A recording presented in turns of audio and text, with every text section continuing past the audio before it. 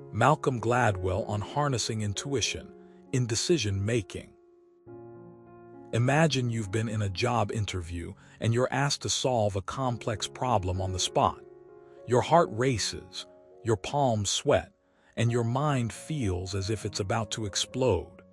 You feel like you need to think through every possible solution, yet somehow you manage to come up with a creative and effective answer.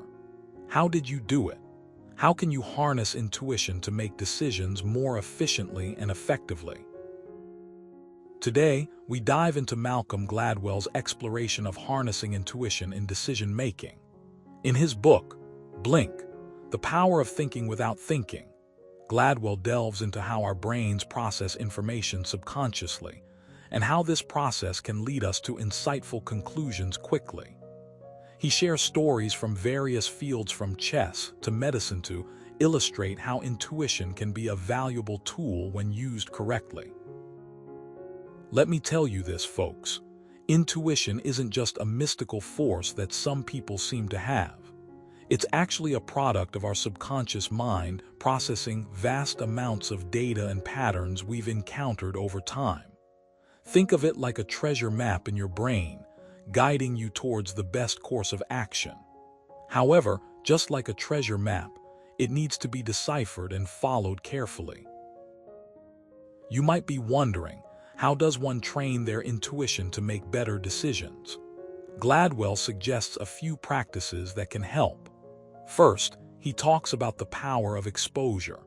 The more you expose yourself to different scenarios and situations, the more your brain gets a chance to recognize patterns and make connections. For example, imagine you're a doctor. By reading case studies, attending conferences, and even volunteering at clinics, you're building a wealth of knowledge that helps your intuition guide your diagnoses. Here's something you should know. Gladwell uses the example of a chess grandmaster who can often make moves that seem impossible to a novice player. These moves aren't random. They're the result of years of practice and observation.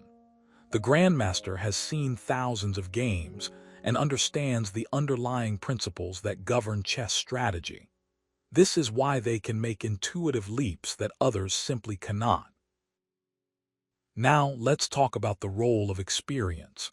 Experience is crucial because it allows us to recognize familiar patterns quickly. Imagine you're driving down a familiar road and suddenly notice something out of place, a parked car where there shouldn't be one. Your intuition kicks in, and you realize it could be a trap. That quick recognition comes from past experiences and how your brain processes those experiences. Gladwell also highlights the importance of context. Sometimes, our intuition can lead us astray if we don't consider all the factors involved. For instance, in medicine, a patient might present with symptoms that could be interpreted as a heart attack. But if the patient is also diabetic, the symptoms could indicate a different condition entirely. Context is everything, and understanding the broader picture is vital. Let's look at a personal anecdote. I once had to make a crucial decision regarding a project at work. Initially, my gut told me to push forward, but my analytical side was hesitant. After some contemplation, I decided to gather more data and insights, but I still couldn't shake off the feeling that I needed to trust my initial hunch. Eventually, I sat down and reviewed the project again, focusing on the context and the potential risks. My initial gut feeling proved to be correct, and the project was successful. So here's the thing. Intuition is not a magic wand. It requires training, experience, and context to function effectively. However, when done right, it can save you time, reduce errors, and even enhance your creativity. The key takeaway is this: don't ignore your intuition. It's a powerful ally, especially when combined with sound analysis.